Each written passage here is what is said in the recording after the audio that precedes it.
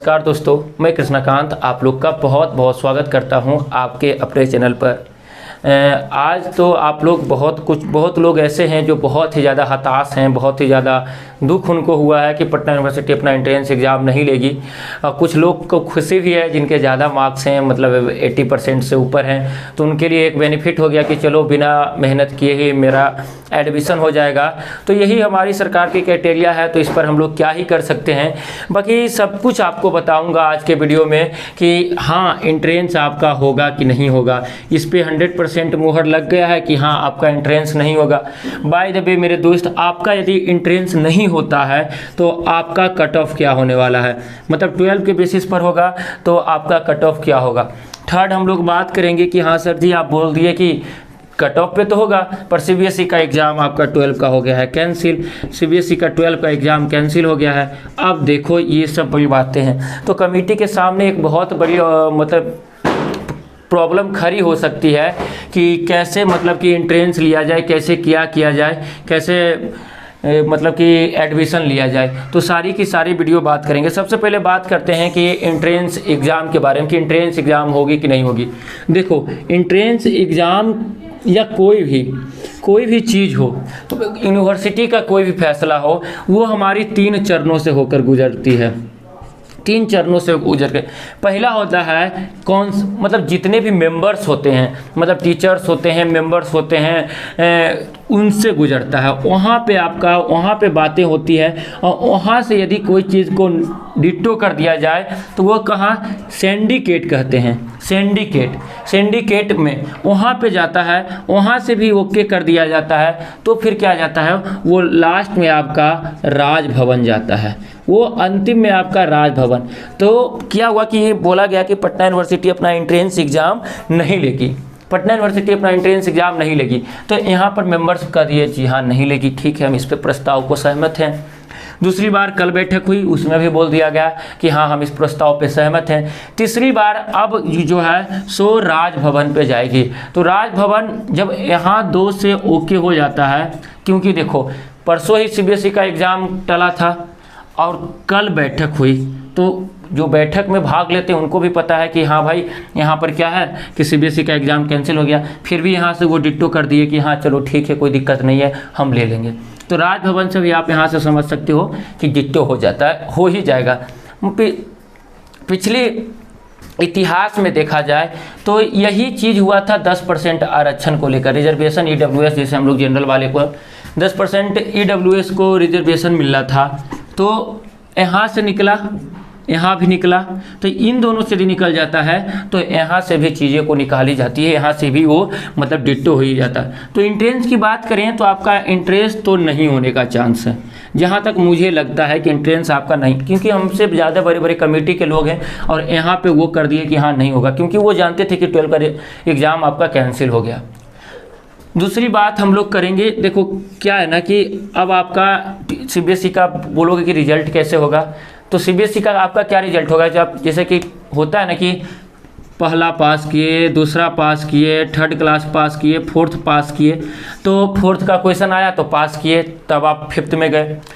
इस बार क्या हुआ कि आप 12 में हो, आपको 12 पास करने के लिए क्या चाहिए, 9th में क्या थे आप, 10th में क्या थे आप, और 11th में क्या थे आप, 9th 10th 11th में क्या थे आप। और एक बात बताते हैं, आप लोग भी इसमें सहमत हो तो बताना कि 12 के जितने भी लड़के होते हैं, 11 12 में खुद था, तो जिनको सिर्फ बोर्ड एग्ज़ाम निकालना होता है, जो सिर्फ बोर्ड का टारगेट लेके आते हैं, या जिनको सिर्फ कि हाँ एग्ज़ाम निकलना है, IIT की बात करें, जेई और नीट की बात करें तो वो 11th में पढ़ते हैं। जिनका टारगेट सीधे बोर्ड होता है तो वो 11th मेरे ख्याल से पूरा मौज मस्ती में गुजार देते हैं। ये फैक्ट भी है भाई, आप झुठलाओ तो जो लड़के आते हैं उनसे पूछ लिया जाए, तो 11th आप मौज मस्ती में। अब हो गया क्या होता है 12 में भी क्या पढ़ते हैं, जब आपका 3 से 4 महीना बचा हुआ रहता है, 5 महीना बचा हुआ रहता है, तो उस टाइम आप पूरा मन से पढ़ते हैं और एग्ज़ाम को निकालते हैं अच्छे नंबर से। अंतिम के 5 मिनट महीना भी आप पढ़ लोगे तो अच्छे से निकालोगे। तो 12 में प्री बोर्ड के आसपास भी मेहनत करते हैं, उसके बाद भी पूरा मेहनत करते हैं। CBSE वालों का तो वही सिस्टम ही होता है कि ये लोग का दिमाग होता है कि बहुत कम मेहनत में बहुत ज़्यादा कुछ अच्छा कर सकते हैं, तो इसीलिए ये लोग कम मेहनत करते हैं। अब आपका ये नहीं है, आपका देखा जाएगा 12 पास होने के लिए आपका देखा जाएगा कि 9th में कितना नंबर था।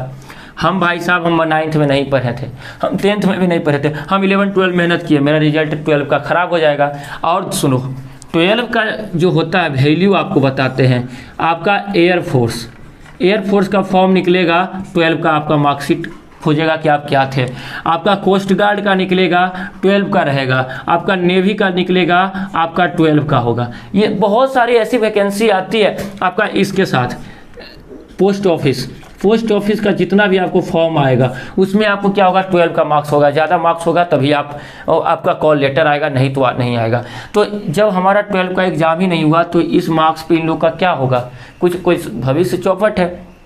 तो सरकार का क्या है कि सबसे पहले कुछ भी लॉकडाउन हो, कुछ भी हो, तो सबसे पहले कहते हैं स्कूल कॉलेज बंद, कुछ भी हो जाए स्कूल कॉलेज बंद। सबसे बड़ा स्कूल कॉलेज है, सबसे ज़्यादा भीड़ भी मेरे ख्याल से स्कूल कॉलेज, सबसे ज़्यादा जो ट्रेन पे भीड़ नहीं होती है, स्टेशन पे नहीं होती है, आपकी बस पे भीड़ नहीं होती है, सबसे ज़्यादा स्कूल कॉलेज में, जहाँ 70-80 बच्चा पढ़ता है। मतलब कि एक डिपार्टमेंट में सब डिपार्टमेंट मिला दे तो मैक्सिमम 200 से 300 लड़का एक कॉलेज में पढ़ता है और पढ़ता है, डेली पढ़ने आता है। तो 200-300 भीड़ के लिए ये लोग तुरंत बोल देते हैं कि अच्छा स्कूल कॉलेज को बंद कर दिया जाए। वही आपका है कि CBSE 12 का जो होगा आपका होगा 9, 10, 11th के आधार पे कि आप कैसे थे। वो सब बातें होती रहेंगी। कट ऑफ की बात करें कि कट ऑफ क्या होगा, हमारी जो ये कमेटी है, तो मेरे को लगता है कि मतलब क्या करती है, पर इसके सिवा ऑप्शन भी नहीं है। हम लोग इसके खिलाफ बोल भी नहीं सकते हैं। हाँ, ऐसा महामारी है कि कल को यदि 100 लड़का भी पॉजिटिव हो जाता है, एग्ज़ाम ले लिया जाए, पॉजिटिव हो जाता है, तो सारी गाज हम पे गिर जाएगी। हम बात किए तो बोले कि वो बोले मेरे भैया कि बाबू हम ये नहीं कर सकते हैं, हम बहुत कर सकते हैं। तो आपका बिहार बोर्ड और CBSE इन दोनों का अलग अलग कट ऑफ हम निकलवा सकते हैं। हम बोले हाँ सर इसी पे, हाँ भैया इसी पे आप काम कीजिए, आगे करते हैं। तो सुनो, अब हम लोग आपको जो भी वीडियो आएगी तो सारा हम बताएंगे कि अभी हम लोग ये कर रहे हैं, हमारी बात हो रही है। आपको लगता होगा कि बैठे हैं, नहीं, हमारी बात हो रही है, सारी चीज़ें हम कर रहे हैं। कट ऑफ की बात करें तो मिनिमम कट ऑफ की बात करें तो कट ऑफ यदि CBSE और बिहार बोर्ड यदि अलग अलग हो जाता है तो मेरे ख्याल से यदि 70+ आपका है, 70+ है तो मेरे ख्याल से आपको हो जाना चाहिए। 70+ है तो आपको हो जाना चाहिए। और CBSE वालों का यदि 80% प्लस है, यदि अलग अलग होता है तो आपका 100% ऐसा है। मतलब इसमें यदि आपका 80% है तो आपको जो सब्जेक्ट चाहिए वो सब्जेक्ट आपको मिल जाएगा, जो कॉलेज चाहिए वो। 70+ है तो आपको BN कॉलेज में भी सब्जेक्ट सोशोलॉजी वगैरह या पॉलिटी, ज्योग्राफी या हिस्ट्री आपको मिल सकता है 70+। तो टेंशन ना लो, आपका भी होगा, बहुत अच्छा आपके साथ होगा। और जो हमारे ग्रुप में बने हुए हैं, जो ग्रुप में जुड़े हुए, ग्रुप में ही जुड़े रहें। बहुत सारा ऑफिशियल ऐसा नोटिस होता है जो हम आके यहाँ पे नहीं बोल सकते हैं, तो ग्रुप में आपको मैसेज कर देंगे। बाकी जुड़े हुए रहो, हम आपके साथ खड़ा हैं, हमेशा साथ खड़ा रहेंगे। जो जैसे होगा वैसे हम आपका हेल्प करेंगे, पूरा हेल्प करेंगे, ठीक है। तो यही कट ऑफ यही बताया कि 70 से 80 रहेगा, कट ऑफ आपका रहेगा। CBSE का कैसे होगा, देखो एक बात होती तो CBSE का भी रिजल्ट आने में 1 महीना, मेरे ख्याल से 1 मंथ लग ही जाएगा पूरा फाइनल करने में। इसके बाद ये अप्लाई करेंगे तो सब बहुत कुछ होगा। तो इन लोग का, अब इन लोगों के खिलाफ हम लोग कुछ उतना बोल नहीं सकते हैं। तो यही आप टेंशन ना लो, आपका 70% प्लस है, 80% है। CBSE वालों का यदि आ जाता है, उनका आ ही जाएगा तो आपका चांस बनता है। फिर आकर हम ऐसे ही मिलते रहेंगे। आज के लिए इतना ही। जय हिंद, जय भारत, वंदे मातरम।